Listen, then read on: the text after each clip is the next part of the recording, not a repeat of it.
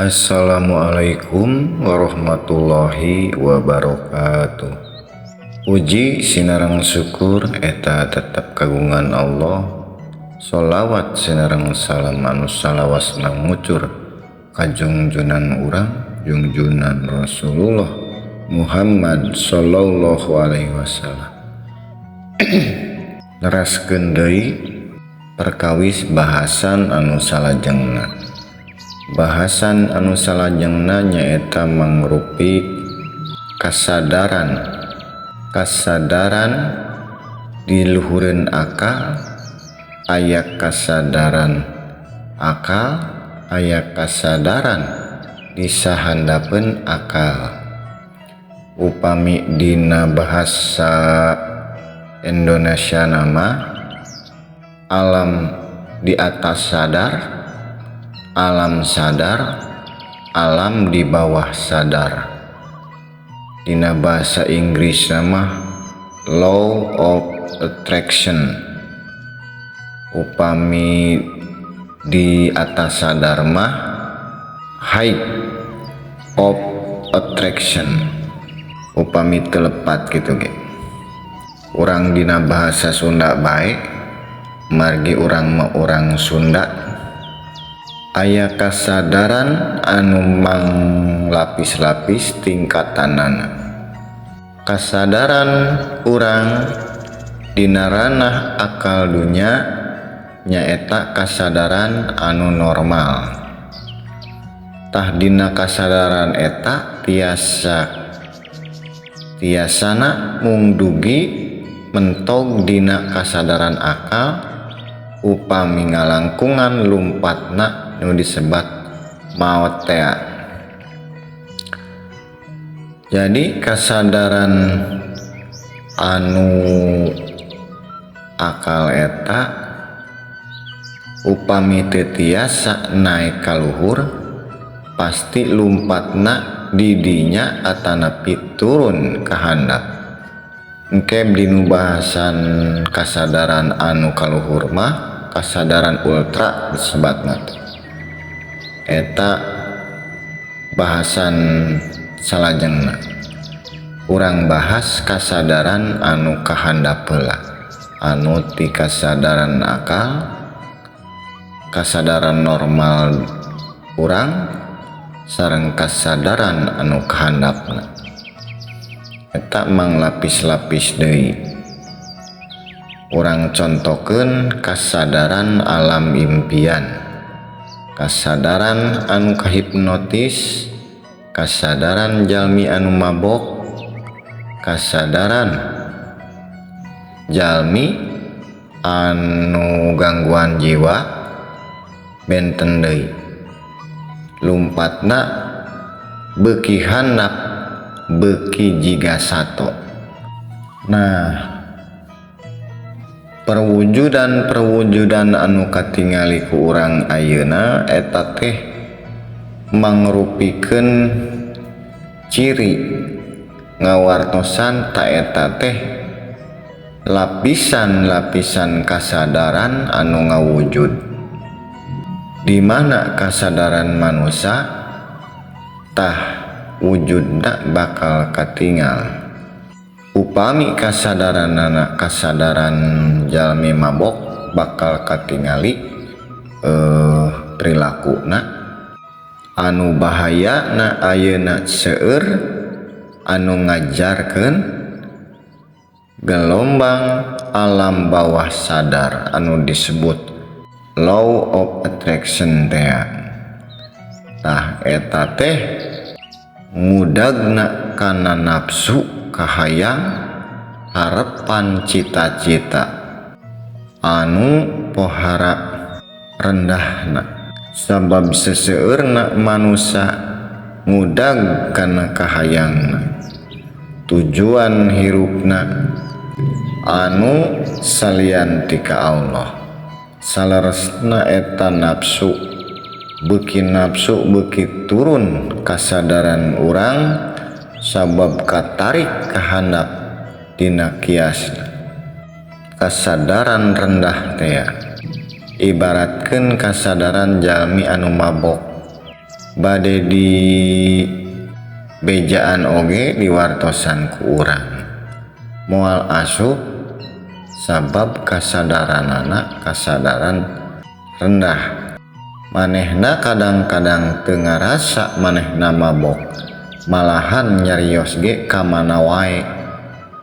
Tah eta teh kusabab kasadaranana rendah. Aya deui kasadaran anu kahipnotis. Kahipnotis lumpatna sok diseungsirikeun upami dina acara-acara kuya-kuya atanapi naon bae, tah didinya seolah-olah anu disebat bodor oge katingalina janten Ariel Noah ibarat sok aya ge. Sabab naon kasadaran rendah pandangan ge bakal aneh-aneh, bakal benten sareng anu kasadaran di saluheureunana. Panyangka mah teu ngangge lancingan pandina kasadaran rendah, sedengkeun ku urang katingali mah kan manehna teh ngangge lancingan kusabab kasadaranana kapangaruhan. Kasadaran rendah teh nu mawi asa nyata cek manehna anu kahipnotis. Kitu oge jalmi anu ngimpen, urang ngimpi seolah-olah nyata eta hartina turun kasadaran deui urang seolah-olah nyata diudag, misalkeun diudag nu gelo misalkeun. Tah dinu alam impian mah asa nyata, tapi katingali ku jalmi anu kasadaran normal eta jalmi teh nuju kulem. Tapi anu kulem nama henteu ngarasa kulem, tapi ngarasa lulumpatan diudag-udag nu gelo. Sanajan ku urang di bejaan oge moal sadar, moal ngadangu, sabab kasadaranana benten, kasadaran di handapeunana. Kumaha supaya sadar, kedah digugahkeun supaya kasadaranana normal deui, nembe anjeunna sadar, sasadar-sadarna ye geuningan urang teh ngimpi, urang meuni sieun kitu ibaratna diudag nu gelo teh. Sing horeng geuning ngimpi.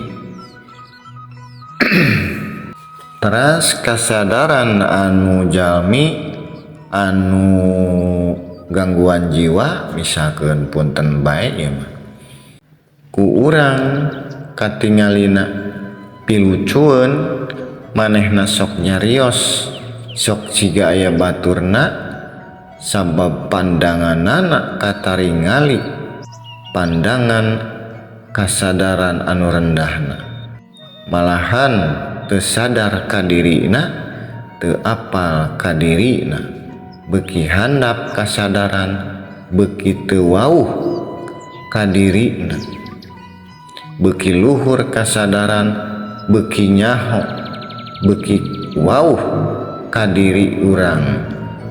Eta hukum janten ngadungikeun sesuai data, fakta sareng kanyata. Eta anu gangguan jiwa eta lamun ku urang dipapatahan di kitu kieu ge moal ngartos sabab dimensina benten, kasadaranana benten, seolah-olah anu katingali ku manehna ge nyata. Contona sok manggulan runtah dicandakan gini, ibarat anu tadina gelokna kalengitan harta banda, kalengitan artos, akhirna keuna gangguan jiwa eta, akhirna kasadaranana kanu artos wae ningali runtah oge siga artos, akhirna dipapanggul ku manehna teh ibaratna dicacanak sajan berat oge da disangkana artos teh. Tah kasadaran eta teu benten kasadaran normal di alam dunya. Kasadaran urang lamun ditingali di kasadaran anu saluhureunana disebat kasadaran saluhureun akal, kasadaran ultra. Eta bakal katingal kasadaran anu normal di ranah akal bakal sami katingal ti luhurna ku urang teu upami urang parantos naik kasadaran kana kasadaran ruhani. Sabab naon? Sabab ditetelakeun ku Kangjeng Nabi oge disebat dunya mah alam impian. Eta teh teu tiasa ku urang saukur yakin, saukur percaya, tapi kedah dibuktoskeun ku nyalira, kedah dialaman ku urang yen bener geuningan dunya teh alam impian, hartina alam kapalsuan. Janten katingali upami parantos lebet kana dimensi rohani yen dunya teh anu salila ieu asa nyata lumpatna jadi kapalsuan. Numawi Kangjeng Nabi ge ngawanti-wanti ulah micinta dunya teh sabab bakal turun kasadaranana akhirna ngajauhan ka pangeran. Tah teu nyaho ka diri urang saha nu sabenerna.